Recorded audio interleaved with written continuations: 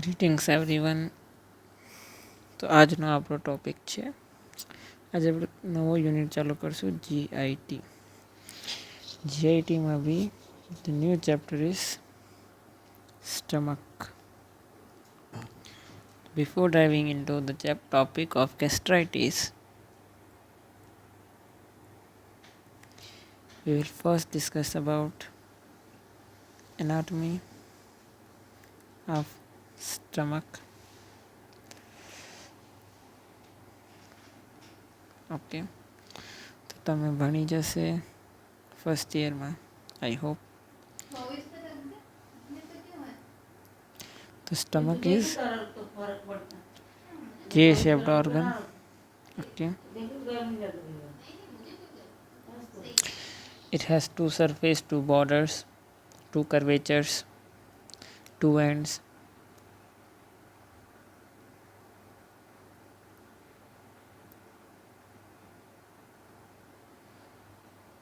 Okay, this is cardiac end.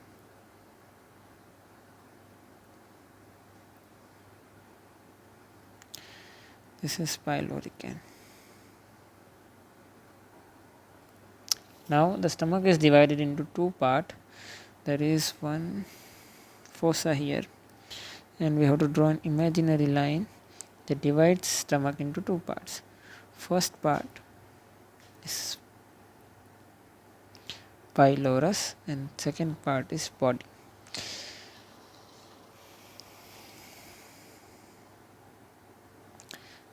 Now body is further divided into three parts. One is body proper, one is fundus and cardiac. So this is cardiac part, this is fundus part, and this is body. And pylorus is divided into two parts.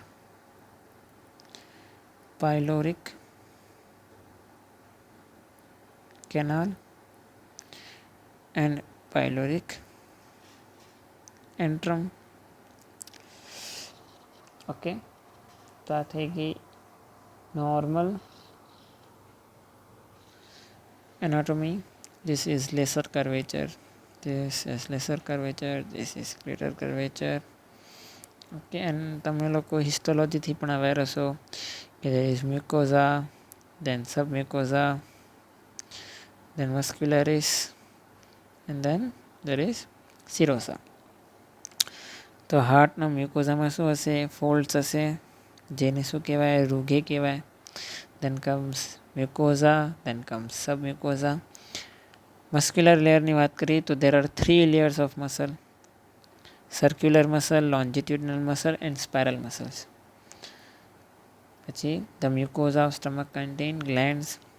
Okay, they contain specially two types of cells: parietal cells, then they contain goblet cell, and they contain chief cells.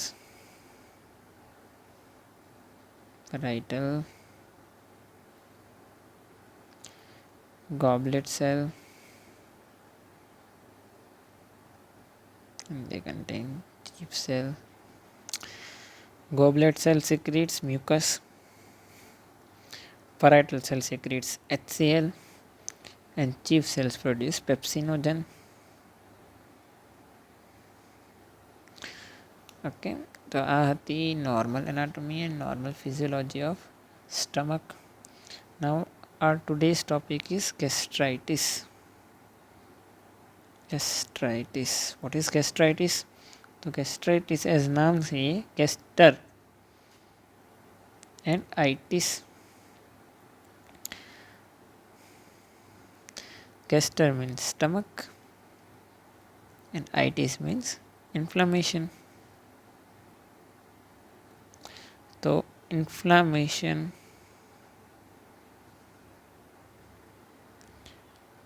of gastric mucosa is known as gastritis. ક્લાસિફિકેશનની વાત કરીએ તો based upon onset, gastritis are of two types: acute and chronic. The chronic gastritis is further divided into two types, type A and type B. Okay, so let's first discuss about acute gastritis.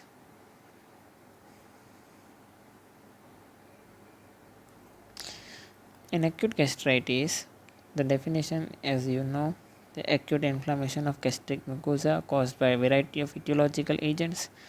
So etiological agents, so the first is heavy use of NSAID, non-steroidal anti-inflammatory drugs. આ drugs શું કરશે? તો આ જે drugs હશે એ COX-1 જીનને suppress કરશે, જેનાથી પ્રોસ્ટાગ્લેન્ડિન secret નહીં થાય, એનાથી મ્યુકસ સિક્રેશન ઘટી જશે. Or in other words bicarbonate ion નહીં બને, H2CO3. તો મ્યુકસ લેયર શું કરે? સ્ટમકમાં એસિડથી પ્રોટેક્શન આપે. તો એ લેયર ઓછી થઈ જશે કે પાતળી થઈ જશે, તો એનાથી શું થશે? જે સ્ટમક છે, બરાબર છે, આ સ્ટમકની વોલ છે, it will come in contact with HCl. આ બંને વચ્ચે બેરિયર હોય એક. This barrier is mucus. This is HCl and this is wall. તો જ્યારે આ ઘટી જશે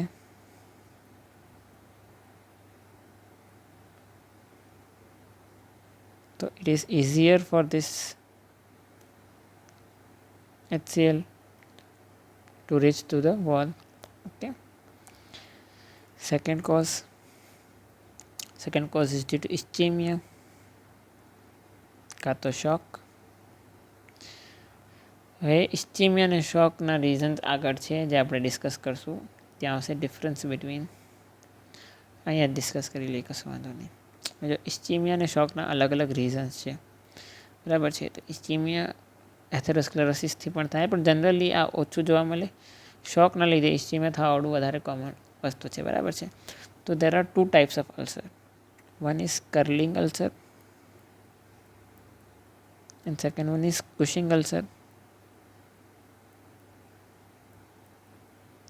બરાબર છે. હવે કર્લિંગ અલ્સર શું કામ થાય અને કુશિંગ અલ્સર શું કામ થાય, આ બંને વચ્ચેના ડિફરન્સ જોઈ લઈએ. તો ફર્સ્ટ આવે કોઝ. તો curling ulcer is caused due to shock, especially due to extensive burn. જ્યારે બર્ન થાય ત્યારે બોડી ફ્લુઇડ્સ બહુ ઘટી જાય. બોડી ફ્લુઇડ ઘટી જાય તો બ્લડ જે છે એ વાઇટલ ઓર્ગન સુધી જ જશે. વાઇટલ ઓર્ગન એટલે કે હાર્ટ, બ્રેઇન, બરાબર છે. તો સિવિયર શોક ડેવલપ થાય જ્યારે blood loss is about 2 liters, બરાબર છે. એવા કેસીસમાં શું થાય? જે સ્ટમક છે ત્યાં બ્લડ સપ્લાય ડિક્રીઝ થઈ જાય અને ટ્રાન્ઝિયન્ટ ઇસ્ચેમિયા પ્રોડ્યુસ થાય, જેના લીધે કર્લિંગ અલ્સર પ્રોડ્યુસ થાય, બરાબર છે. આનો કોઝ શું છે? તો આનો કોઝ છે ઇન્ટ્રાક્રેનિયલ ડિઝીઝ.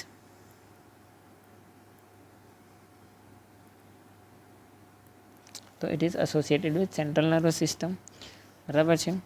તો એમાં શું થશે? તો એ સડનલી HCl સિક્રેશન વધારી નાખશે, બરાબર છે. એમાં શું થાય? સડનલી સ્ટિમ્યુલેટ વેગસ નર્વ, એનાથી શું થશે? HCl ઇન્ક્રીઝ થશે. જ્યારે આમાં શું થશે? ઇસ્ચેમિયા પ્રોડ્યુસ થશે ડ્યુ ટુ શોક, બરાબર છે. Location, second point is location.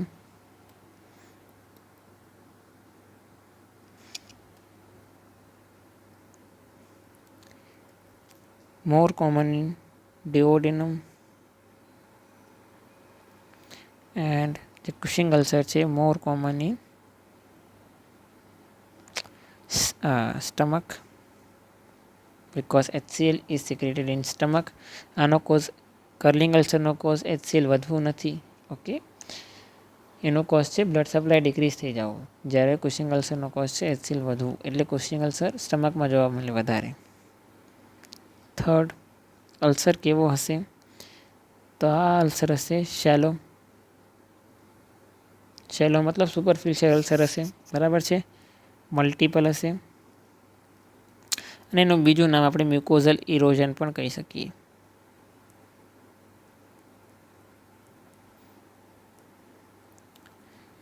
આ અલ્સર કેવો હશે?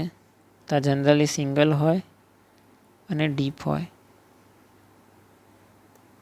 ઓકે, અને હવે જો અલ્સર ડીપ હશે તો સ્ટમકમાં બી કેટલી લેયર? 1 2 3 4. તો જ્યારે અલ્સર ડીપ હોય તો જો હવે પરફોરેશન થવાના ચાન્સીસ બહુ વધારે રહે. કેમ? કારણ કે થિકનેસ બહુ ઓછી બચી છે વોલની, તો ફટાફટ પરફોરેટ થઈ જશે. જ્યારે આ કેવું હશે? જે આપણે શું છે મ્યુકોઝલ ઇરોઝન છે, તો સુપરફિશિયલ અલ્સર પ્રોડ્યુસ થશે આવું. બરાબર છે. તો આમાં પરફોરેશન થવાનો ચાન્સ બહુ ઓછો છે, આમાં વધારે છે. ઓકે, તો આ થઈ ગયા ડિફરન્સ. નેક્સ્ટ કોઝ, તો next cause is cause number 3, that is due to alcohol. બહુ બધો આલ્કોહોલ લેવામાં આવે એનાથી પણ ગેસ્ટ્રિક મ્યુકોઝાની એટ્રોફી થાય. બરાબર છે. ચોથું સ્મોકિંગ. આ બે તો કોમ્પ્લિમેન્ટરી જ છે, આલ્કોહોલ ને smoking. Fifth cause is uremia. જ્યારે યુરેમિયા થાય ને તો યુરેમિયા મલ્ટિપલ સિમ્ટમ પ્રોડ્યુસ થાય અને સેન્ટ્રલ નર્વસ સિસ્ટમમાં બહુ અફેક્ટ થાય. તો એ પણ એક કોઝ છે. Uremia means increase in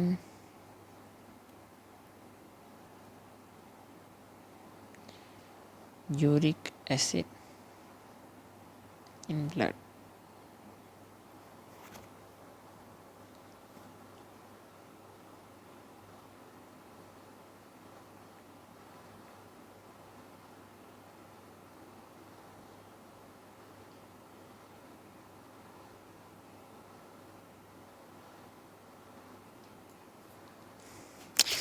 Sorry, uric acid नहीं,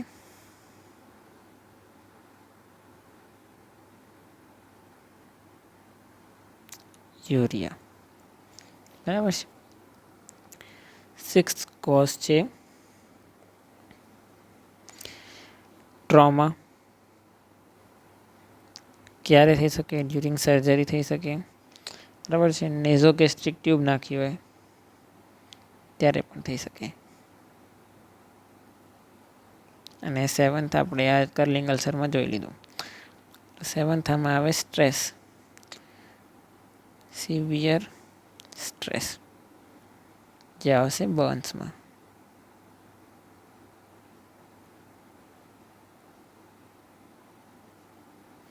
ઓકે, હવે પેથોજેનેસિસ કોઝ ભણી લીધા. ઓકે, તો આપણે 7 કોઝ જોયા. પહેલો કોઝ શું હતો? તો એનસેડ છે. NSAID means non steroid anti inflammatory drugs. એ બહુ વધારે માત્રામાં લે છે, તેના લીધે શું થાય? COX-1 જે જીન છે એ સપ્રેસ થાય અને એના લીધે પ્રોસ્ટાગ્લેન્ડિન ઓછા સિક્રેટ થાય, જે ઇમ્પોર્ટન્ટ છે મ્યુકસ લેયરને મેન્ટેન કરી રાખવા માટે. તેનાથી શું થાય? મ્યુકસ લેયર ઓછી થઈ જાય તો ગેસ્ટ્રાઇટિસ પ્રોડ્યુસ થવાનો ચાન્સ વધી જાય. Second cause is ischemia. બરાબર છે. Second cause is ischemia. Okay, નવ પેથોજેનેસિસની વાત કરીએ તો સ્ટમકથી રિલેટેડ પેથોજેનેસિસ જે છે એમાં all the pathogenesis that are related with acid. બરાબર છે, એમાં આ પેથોજેનેસિસ કોમન આવશે. સેમ પેથોજેનેસિસ પેપ્ટિક અલ્સરમાં બી આવશે કે હાર્ટમાં 2 ટાઈપના ફોર્સ હોય, ડિફેન્સિવ ફોર્સ અને અટેકિંગ કાં તો ડેમેજિંગ ફોર્સ.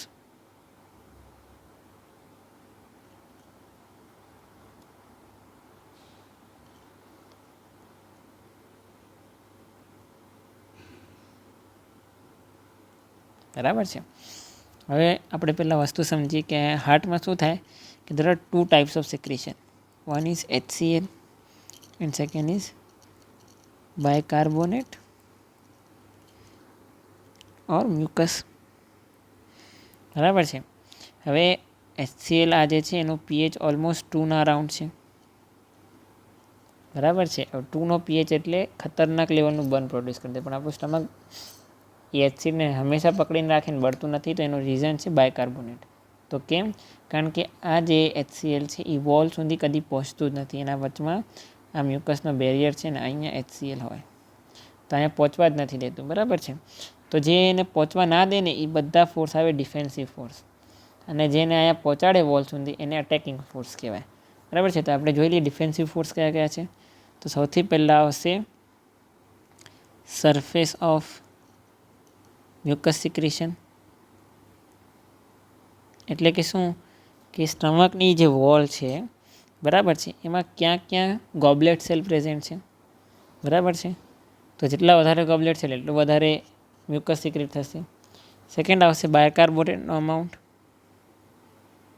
બાયકાર્બોનેટ શું હોય? તો બાયકાર્બોનેટ ઇઝ HCO3 માઇનસ, અને આવે HCl. તો આને છૂટું પાડે તો આ H+ લઈ લે, જેના લીધે વોલ ડેમેજ ના થાય, અને આ બનાવે પછી H2CO3. બરાબર છે. Third thing is blood flow. બરાબર છે. આપણે વન ઓફ ધ કોઝ શું જોયો? ઇસ્ચેમિયા. તો એ ડેમેજિંગ ફોર્સ છે, પણ બ્લડ અગર બરાબર આવશે તો પ્રોપર ફંક્શનિંગ થશે. તો blood flow is also defensive, અને બ્લડથી પણ બાયકાર્બોનેટ આયન મળે. The third thing is regenerative capacity. કે જ્યારે હાર્ટ ડેમેજ થાય, સ્ટમક ડેમેજ થાય તો કેટલું જલ્દી રીજનરેટ થાય. જો there are 2 things, one is regeneration, આ તમે ભણી લીધું હશે, એન્ડ સેકન્ડ ઇઝ રિપેર. બરાબર છે. રીજનરેશન મીન્સ સેમ ટિશ્યુ પાછો ઉગી આવે, સેમ એઝ ઇટ ઇઝ, એને રીજનરેશન કહેવાય. અને સેકન્ડ થિંગ ઇઝ રિપેર, જેમાં સેમ ટિશ્યુ ના આવે. બરાબર છે. Regeneration occur from parenchymatous cell. Last thing is prostaglandin, જે આપણે જોયું એનસાઇડના યુઝ હશે એનાથી શું થાય? પ્રોસ્ટાગ્લેન્ડિનનું સિક્રેશન ઘટી જાય. Second thing is damaging forces. તો પહેલું છે back diffusion.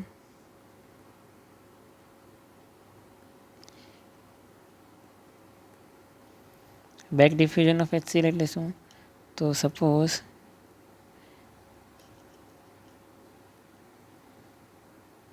This is stomach, આ એની વોલ છે. બરાબર છે. અહીંયા HCl છે. તો જ્યારે આ HCl બે વસ્તુમાં છૂટું પડશે, H+ અને Cl-. તો જ્યારે આ H+ is consumed by wall of stomach, એને બેક ડિફ્યુઝન કહેવાય. અને આ શું કરે? આ વોલને ડેમેજ કરશે. બરાબર છે. This is bad thing. Second thing is decrease bicarbonate ion or mucus. Third thing is alcohol and smoking. Fourth is NSAID, અને એના સિવાય આવશે સ્ટ્રેસ. તો ટાઈપ A પર્સનાલિટી. ઓકે. હવે પેથોજેનેસિસ સ્ટડી કરી લીધી. હવે આવશે બે વસ્તુઓ, ફીચર્સ.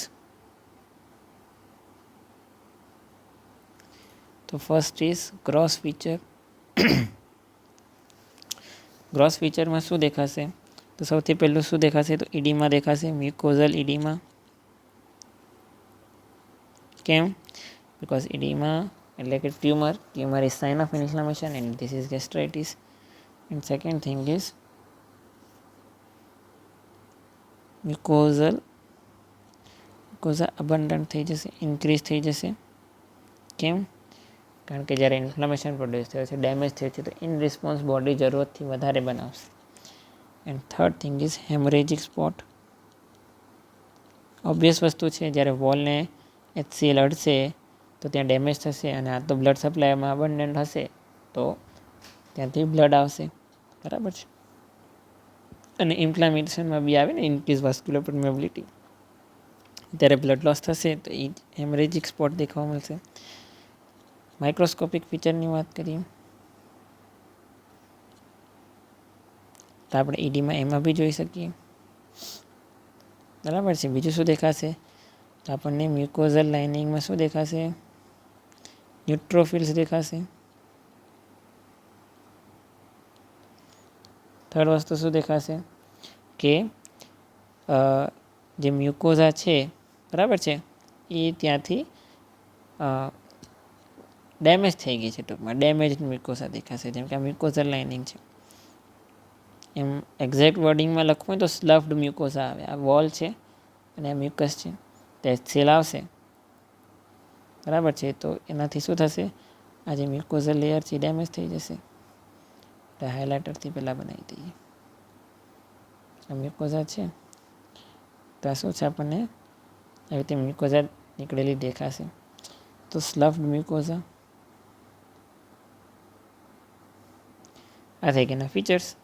તો આપણે અત્યાર સુધીમાં શું જોયું તો ગેસ્ટ્રાઇટિસની ડેફિનેશન જોઈ, ટાઈપ્સ જોયા, એક્યુટ એના કોઝ જોયા, એનસેડ, ઇસ્ચેમિયા, કર્લિંગ અલ્સર ને કુશિંગ અલ્સરનો difference, location, alcohol, smoking, uremia, trauma, severe stress એ બધાથી શું કામ થાય.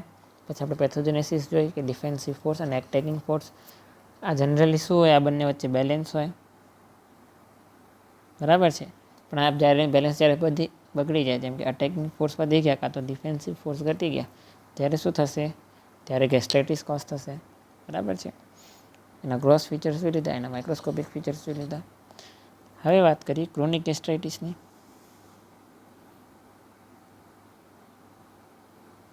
તો ડેફિનેશનમાં એડ શું થઈ જશે તો ક્રોનિક ઇન્ફ્લેમેશન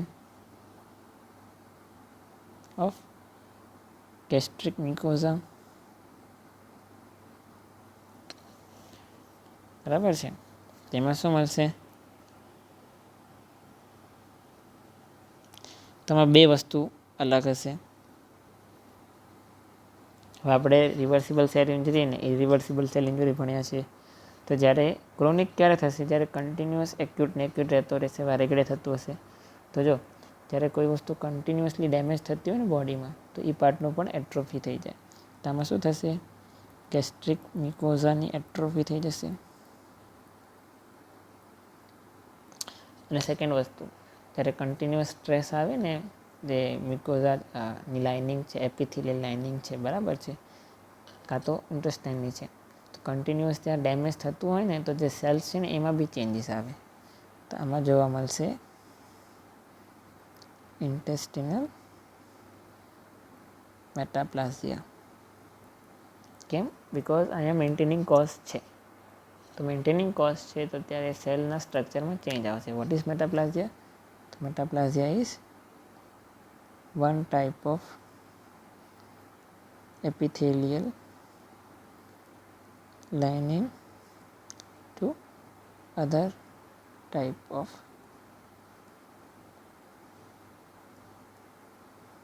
epithelial lining. આ જ વસ્તુ બેરેટ ઇસોફેગસમાં બી થાય. ઓકે, હવે આપણે શું જોયું, ક્રોનિક ગેસ્ટ્રાઇટિસ ઓર ટુ ટાઈપ ક્રોનિક ગેસ્ટ્રાઇટિસ જે પ્રકારની હોય,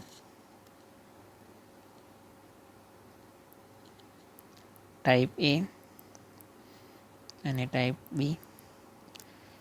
તો એથી શું યાદ રાખવાનું, type A is auto immune.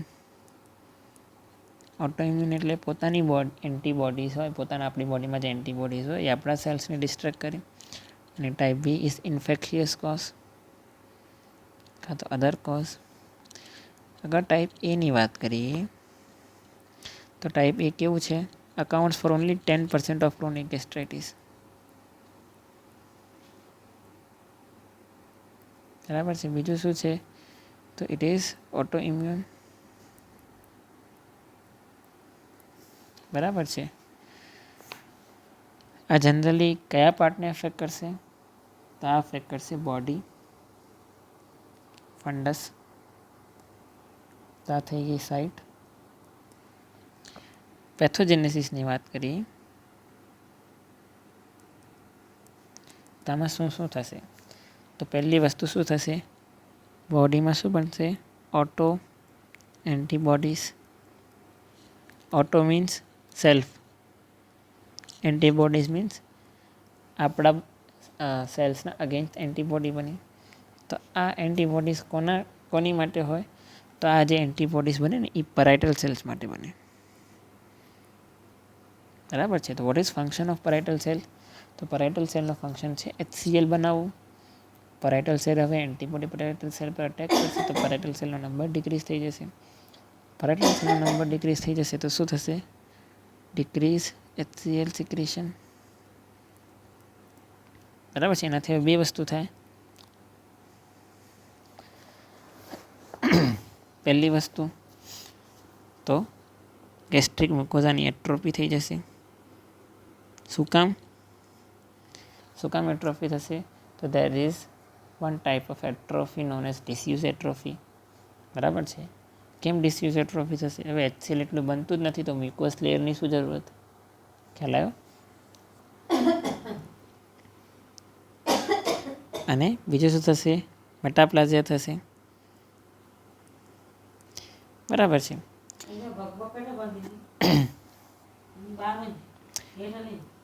Decrease HCl સિક્રેશનને શું કહેવાય, તો એક્લોરહાઇડ્રિયા.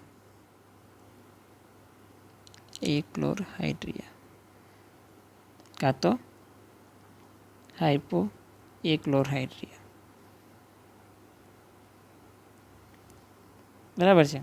બીજી એક વસ્તુ શું થશે, તો જે ઇન્ટેસ્ટાઇનના સેલ્સ હોય ને, તો ઇન્ટેસ્ટાઇનની વોલમાં એક જી સેલ નામનો સેલ હોય. આ શું કરે, ગેસ્ટ્રિન નામનું હોર્મોન સિક્રેટ કરે. અને આ ગેસ્ટ્રિન હોર્મોન પેરાઇટલ સેલને સ્ટિમ્યુલેટ કરે ટુ સિક્રેટ HCl. બરાબર છે. તો ઇન્ટેસ્ટાઇનના જે સેલ છે એ ડિટેક્ટ કરશે કે HCl ઓછું આવે છે ફૂડમાં, તો એ શું કરશે, આ જે જી સેલ છે ને એ ગેસ્ટ્રિન હોર્મોન સિક્રેટ કરશે વધારે ને વધારે માત્રામાં, તાકી HCl સિક્રેટ થાય. બરાબર છે. તેનાથી શું થશે, બ્લડ ગેસ્ટ્રિન લેવલ ઇન્ક્રીઝ, જેને હાઇપર ગેસ્ટ્રિનેમિયા કહેવાય. બીજું શું થઈ જશે, HCl is important for intrinsic factor.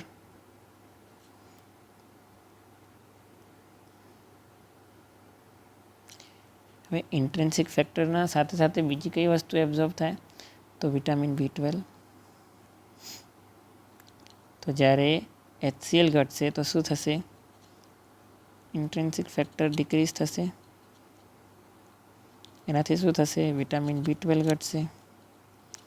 અને વિટામિન B12 ઘટે તો એનાથી શું પ્રોડ્યુસ થાય, તો એનાથી કોઝ થાય પર્નિશિયસ એનિમિયા.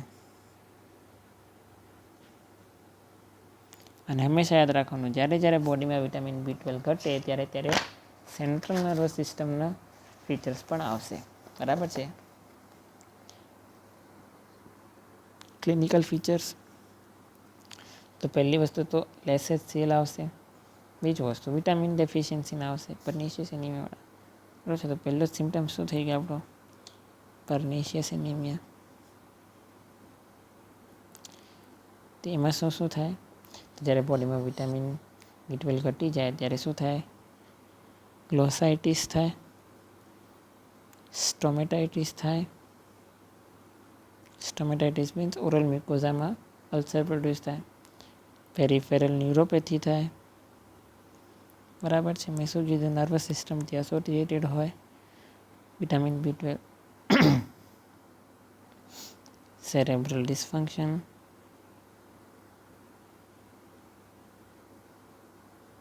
બરાબર છે. આ બધા ક્લિનિકલ સિમ્ટમ્સ આવશે. ગ્લોસાઇટિસ મીન્સ ટંગનું ઇન્ફ્લામેશન. ઓકે. આની સાથે બીજા કોઈ ઓટોઇમ્યુન ડિઝીઝ પણ માણસમાં પ્રેઝન્ટ હોઈ શકે. બરાબર છે.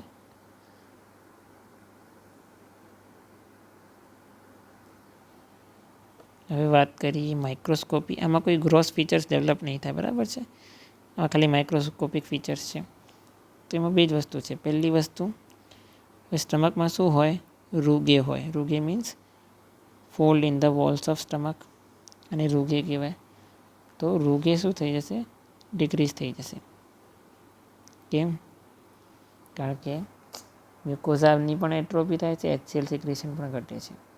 રૂગેનું કામ સરફેસ એરિયા વધારવા માટે છે, પણ હવે એટ્રોફી થાય છે તો વધારે સરફેસ એરિયાની કોઈ યુટિલિટી નથી, એટલે રૂગે ડિક્રીઝ થઈ જશે. અને બીજી વસ્તુ શું જોવા મળશે? તો પેરાઇટલ સેલ ડેમેજ દેખાશે આપણને. ક્યાં? તો ફંડસ and body of stomach.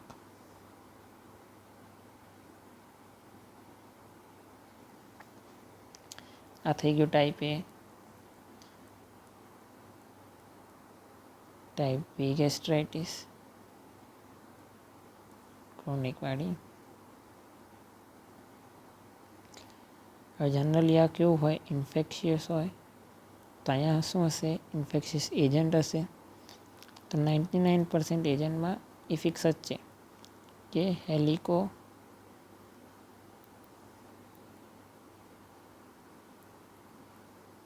બેક્ટર pylori.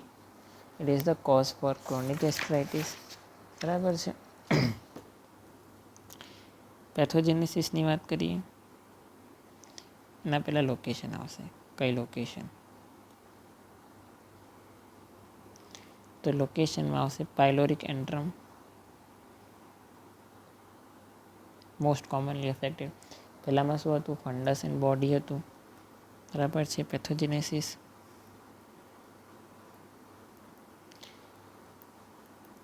તો આ શું કરે? એચ પાયલોરી છે ને, એ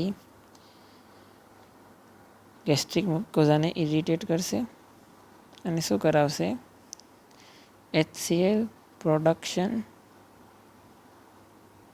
એન્ડ સિક્રેશન ઇન્ક્રીઝ કરાવશે. ઓલામાં શું થાય છે? HCl સિક્રેશન ડિક્રીઝ થાય છે, પણ આમાં શું થશે? HCl સિક્રેશન ઇન્ક્રીઝ થશે. અને આ વસ્તુ રિપીટેડલી થશે તો એનાથી પેપ્ટિક અલ્સર કોઝ થાય. બરાબર છે. And this is one of the most common cause for peptic ulcer. તો આપણે પેપ્ટિક અલ્સરમાં બી ભણીશું. બરાબર છે. તો મેં કીધું હતું કે આમાં કંઈ ખાસ ગ્રોસ ફીચર્સ નહીં હોય, પણ આમાં માઇક્રોસ્કોપિક ફીચર્સ હશે. તો માઇક્રોસ્કોપિક ફીચર્સમાં શું હશે? તો બે હશે, અર્લી, લેટ. અર્લીમાં શું હશે? તો જો અહીંયા બી ઇન્ફ્લામેશન પ્રોડ્યુસ થશે. બેક્ટેરિયા આવ્યું છે ને, તો શું થશે? ન્યુટ્રોફિલ્સ જોવા મળશે.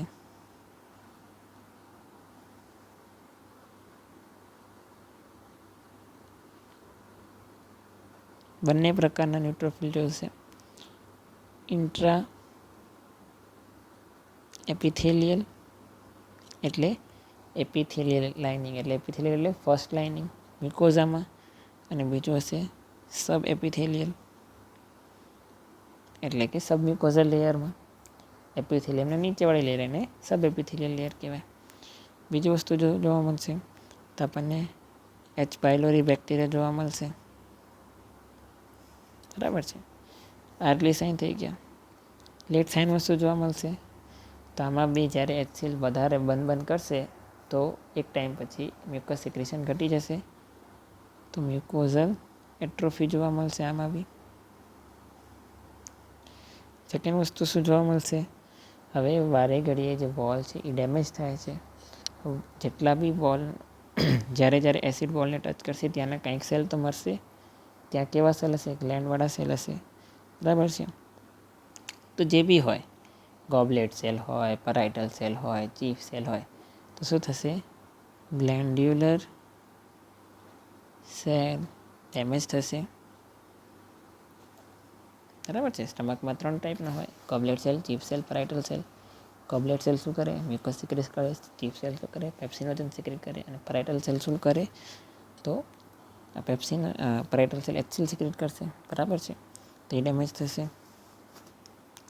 અને ત્યાં એક વસ્તુ જોવા મળશે, માલ્ટ. What is MALT? એ તારું હોમવર્ક છે, તું મને ફોન પર કહીશ. લાસ્ટ થિંગ, તો આનું ઇન્વેસ્ટિગેશન કઈ રીતે ખબર પડશે? તો જ્યારે આપણે માઇક્રોબાયોલોજી ડિસ્કસ કરતા હતા ને ત્યારે મેં તમને જ્યારે આપણે ફ્લેજિલા ડિસ્કસ કરતા હતા ત્યારે મેં તમને કીધું હતું કે સિલ્વર સ્ટેનિંગથી ફ્લેજિલા આપણે સ્ટેન કરી શકીએ. તો આપણે H. pylori ઇઝ અ ફ્લેજિલેટેડ, બરાબર છે. તો આપણે સિલ્વર સ્ટેનિંગથી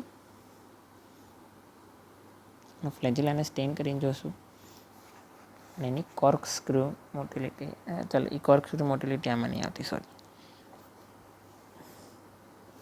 હવે સ્ટેનિંગ ક્યારે થાય? જ્યારે આપણી પાસે ત્યાંનો સ્વેબ હશે, બરાબર છે. આપણી પાસે સેમ્પલ હશે કે એપિથેલિયલ લાઇન હોવી જોઈએ, ત્યારે આપણે સ્ટેનિંગ કરશું. સ્ટેનિંગ ના કરવી હોય તો આપણે એની માટે આપણી પાસે ટેસ્ટ છે, urea breath test. Urea breath ટેસ્ટમાં શું હોય કે આપણે એક પેશન્ટ લઈએ, બરાબર છે. પેશન્ટને શું કરવાનું? તો પેશન્ટને આપણે એક ડ્રિંક આપશું જેમાં શું હશે? યુરિયા હશે. અને એ યુરિયાનો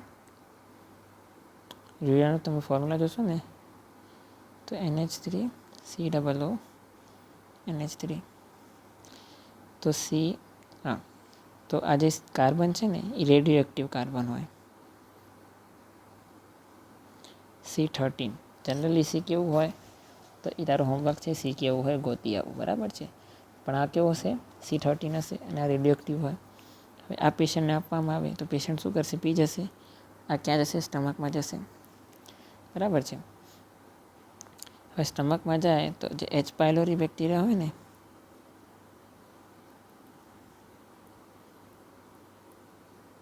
એ એન્ઝાઇમ બનાવે યુરિએઝ. એ શું કરશે? આ યુરિયાનું બ્રેકડાઉન કરશે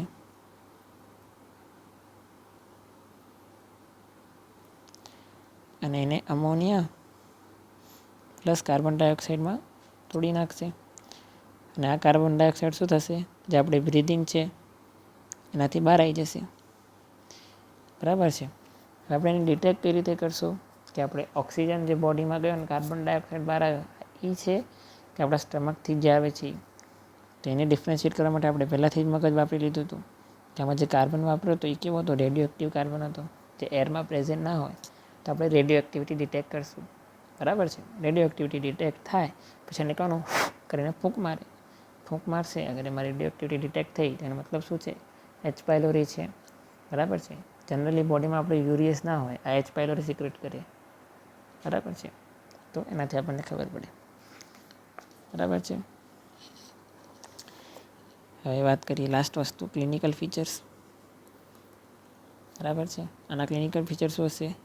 તો એપિગેસ્ટ્રિક પેઇન, સ્ટમકથી related pain most of epigastric રિજનના હોય, બરાબર છે. વોમિટિંગ હોઈ શકે, બરાબર છે. પેઇનના લીધે વોમિટિંગ એ થાય. તો pain is also one of the important cause for vomiting. તો પેઇન આનું ખતરનાક હોય. જેમ ખાવાનું ખાય ને તો HCl સિક્રેશન થાય, HCl સિક્રેશન થાય તો પેઇન થાય, બરાબર છે. એવી રીતે સેકન્ડ ઇઝ હિમેટોમેસિસ, તો બ્લડ ઇન વોમિટ, બરાબર છે. આપણે પહેલાં બી ડિસ્કસ કર્યું હતું કે બ્લડ આવે અગર HCl છે તો. Last thing is melena. It is melena, તો બ્લડ ઇન સ્ટૂલ. બટ આ બ્લડ કેવું હશે? બ્લેક હશે અને bleeding from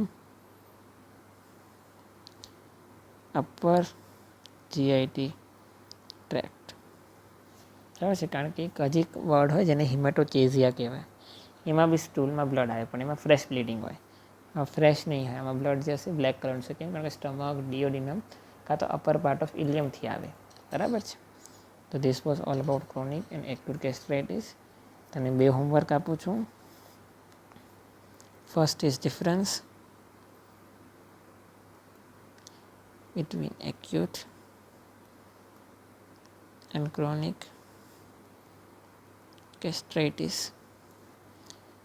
and second is malt. Okay, best of